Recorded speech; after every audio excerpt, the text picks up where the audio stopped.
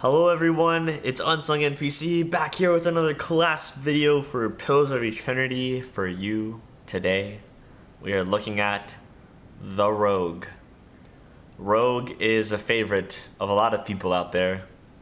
Most of them liars and cheats, but we don't judge here. Alright, Rogue, endurance low, health low, accuracy very high, deflection low. Alright. Their main mechanic is sneak attack. They get a stealth bonus and mechanics bonus. Because mechanics is how you pick locks, right?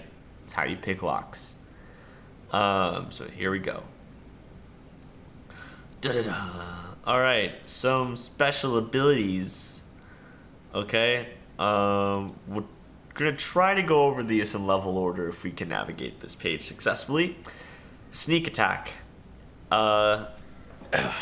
Alright, when the target is blinded, flanked, hobbled, paralyzed, petrified, prone, stuck, stunned, or weakened, as well as any target is struck within 2 seconds of combat starting, so like a quick strike, they take sneak attack damage, which is 1.5 times the normal damage.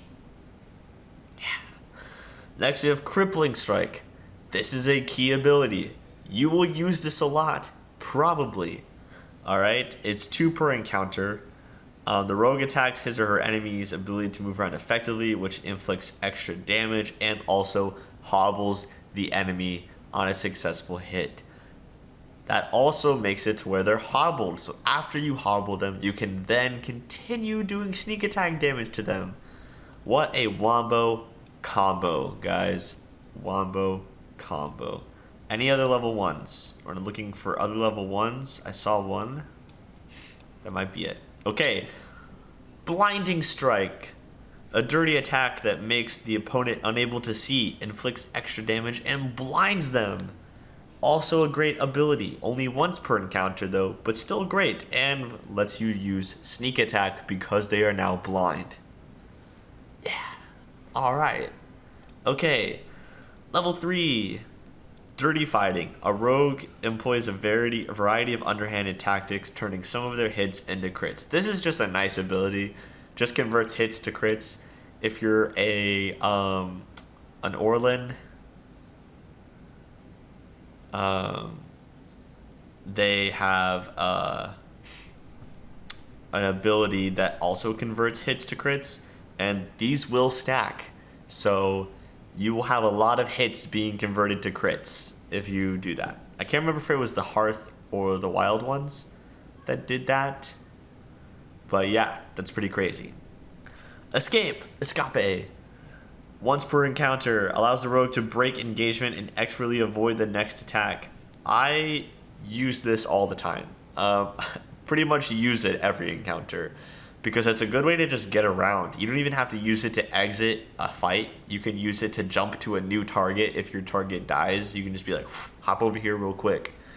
It's a very nice ability. Reckless Assault is a modal ability.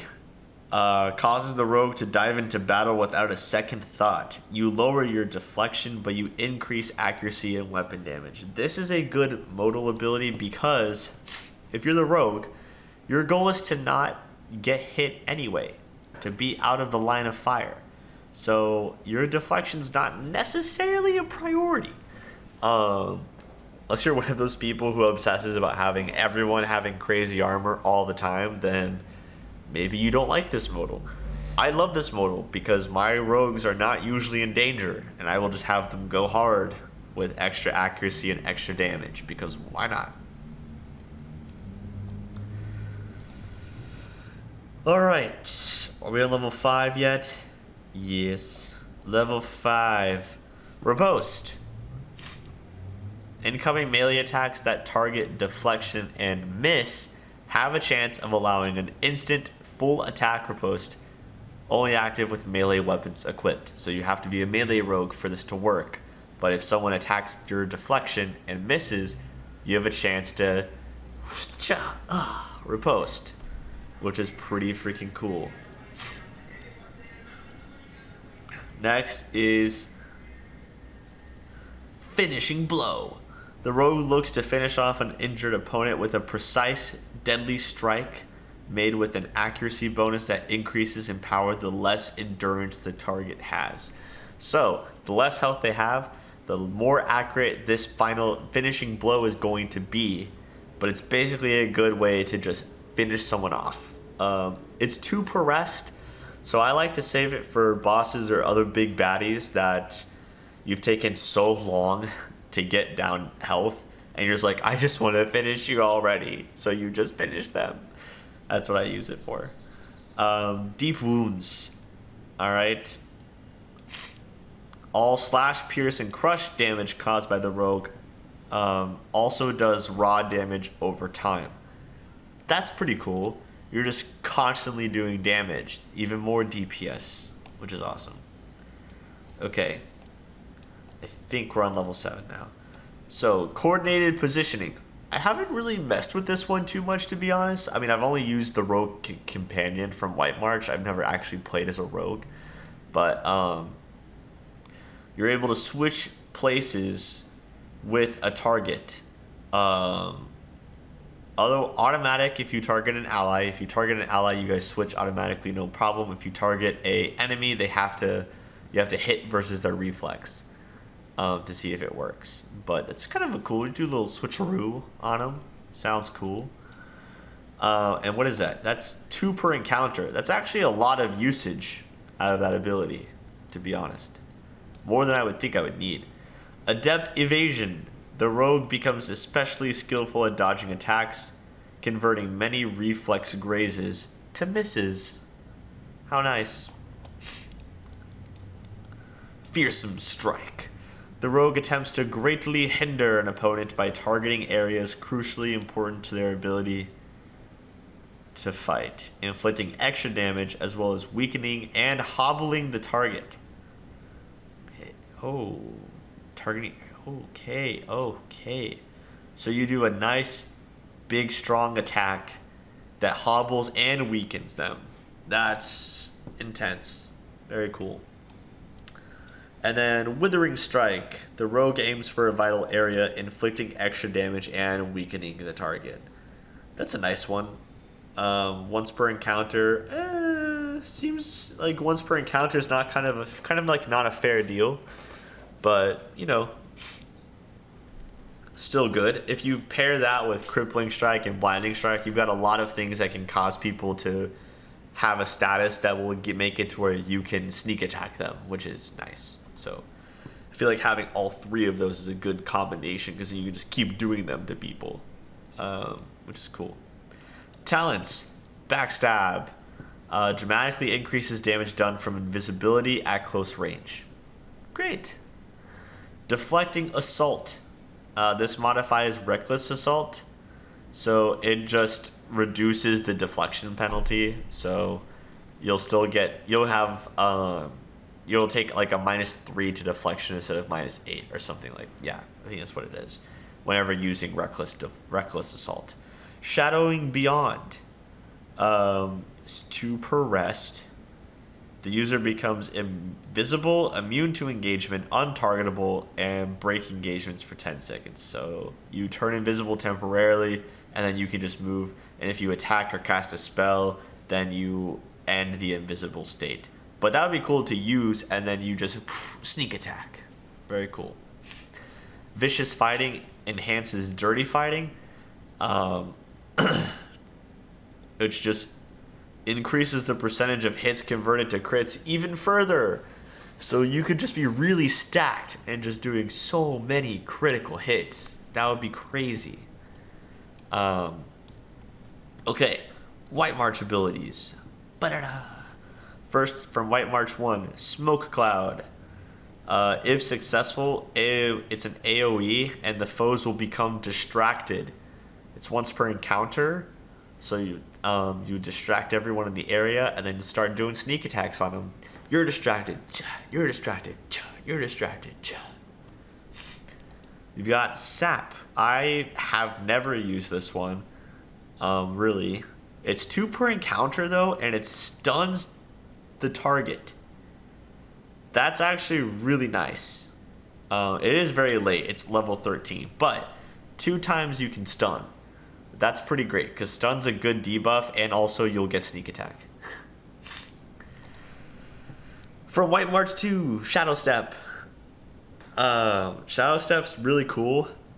So you'll like teleport is kind of like escape, but you're just teleporting across the battlefield, and then when you come out, you'll be able to do increased damage for a round. Your next attack will be an even stronger attack, which is cool. We have Feigned Death. This is pretty much exactly the same as the Play Dead of the Animal Companion, but it's for you. So basically you are invisible, immune to engagement, untargetable, and you're prone, and then you're healing, and you have a damage shield. So you can't be hit, basically you're invulnerable, and then you get a little bit of endurance back. Persistent Distraction. This one is great. When contributing to flanked, the victim is also distracted. This is awesome. So like anytime you're flanking, which as a rogue you should try to do all of the time, you're also going to distract them. It's only a level 7, so you can get it pretty early on, which is awesome. I love this ability. It's just a passive. It's just always happening. You're just distraction, distraction, distraction, distraction, which is pretty cool. So I like it. I like it a lot. So yeah, the rogue is pretty much you coming up with ways to make it to where you can use sneak attack, and then it's you using sneak attack. That's the build. That's the concept. It's a little bit simple in Pillars 1. Pillars 2, there's a lot more stuff you can do with it, as there is for every class. But Pillars 1, it is a little bit simple. You'll definitely want the stealth skill. Athletic skill could be handy in a sitch, if you want that second wind ability. Mechanics is also great, but I mean there's nothing that rogue gets a +2 to mechanics, but like anyone can use mechanics and can focus on mechanics skill. So in no way do you have to be a rogue to do mechanics. No way does your rogue have to be a mechanics person. Nothing like that if you don't want to. The bonus is nice though, because if you don't start with the mechanics bonus, then you can't go as high in your mechanics skill as someone who does start with the bonus. But you can also get those from background, and there's like another class or 2 that starts with mechanics. So you don't have to do it as a rogue if you don't want to. I like to make my mechanics person my main character because I hate having to worry about which companion I'm bringing with me, because I like to mix them up a lot. I don't do set parties. I just bring whoever I'm feeling, who I think might have cool dialogue for the situation, and I just do that because I feel like it's fun to kind of get to know everybody. But do what you want to do. What makes you fun for you?